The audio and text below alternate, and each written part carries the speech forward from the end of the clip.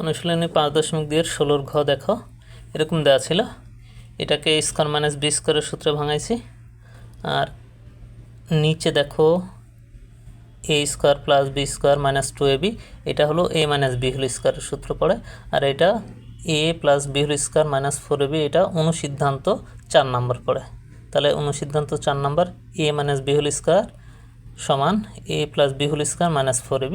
আর এই দুইটা যা ছিল তাই। দেখো উপরে a স্কয়ার মাইনাস b স্কয়ারের সূত্র এখানে পড়েছে, তাহলে এটার সঙ্গে এটা কাটা যায়, এটার সঙ্গে এটা। দেখো এইখানে ভাগ ছিল, ভাগের বদলে গুণ দিয়েছি, তাহলে এটার সঙ্গে এটা কাটা যায়।